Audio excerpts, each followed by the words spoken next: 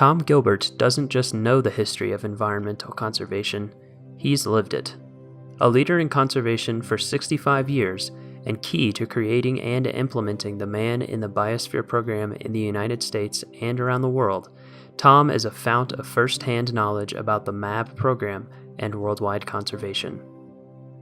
In July 2016, the Continental Divide Research and Learning Center invited Tom to stay at McGraw Ranch, a historic ranch turned research center in Rocky Mountain National Park.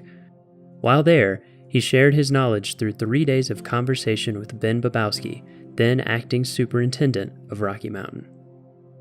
My beginning in the program, and that was the 1972 World Conference on National Parks, which was held in Grand Teton and Yellowstone. And that's when Michel Baptiste of UNESCO asked Director George Hartzog for assistance in the development of the MAB project on conservation of natural areas and of the genetic material contained. I was just delighted that I was selected.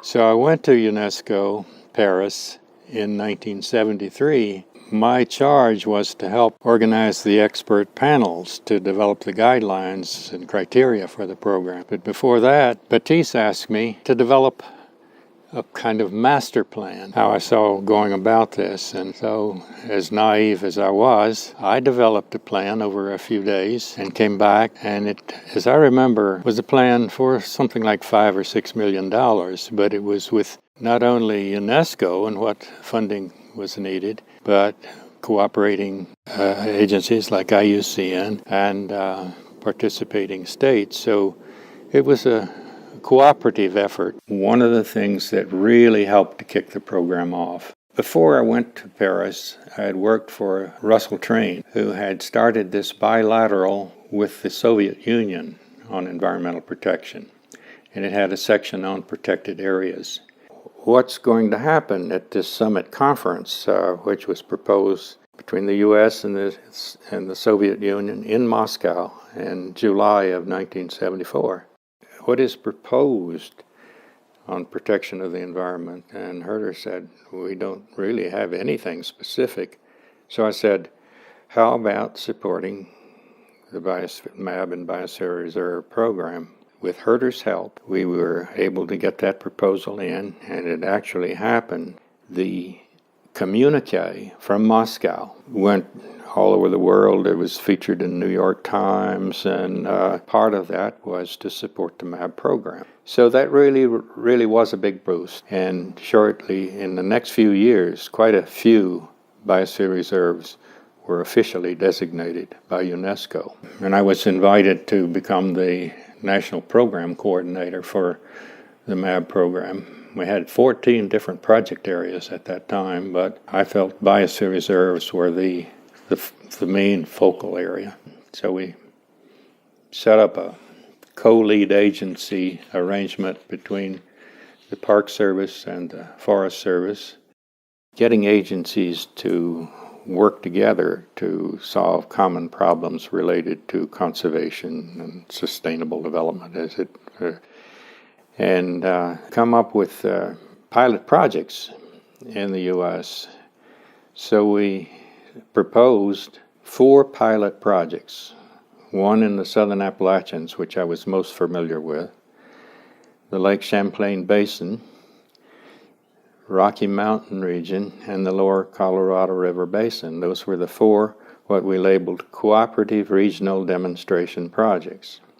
1979 memorandum to the agencies in support of the Man in Biosphere program gave the Departments of Interior and Agriculture the main responsibility for developing the domestic program in the U.S., and of course the State Department for the international program.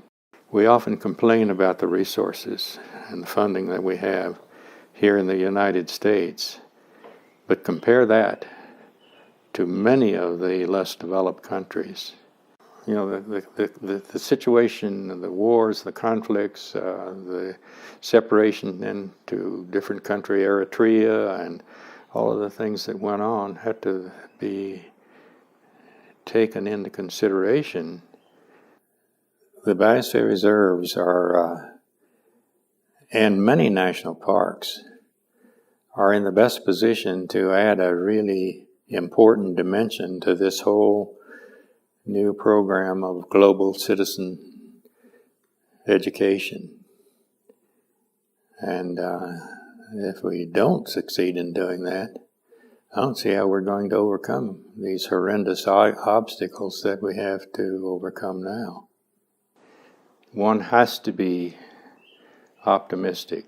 Raymond Dasman had written a book called Planet in Peril, Man and Biosphere Today, in which he described the situation. And he said that we need to not only understand the needs, but deal with the mechanisms to conserve natural resources and sustain the environment. So the knowledge and the technology is much better today. We probably know what needs to be done,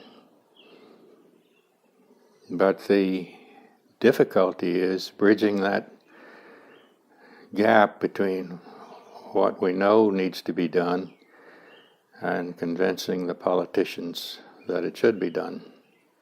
I keep coming back to Frank Darling's statement at the beginning of the program in 1968. If our eyes are open wide enough worldwide. But he also said time is not on our side. And so I think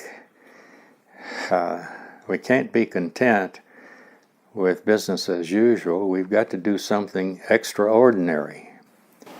Put it this way, these reserves are one means of keeping our options open for the future and doing the best that we can to sustain the resources that we depend upon.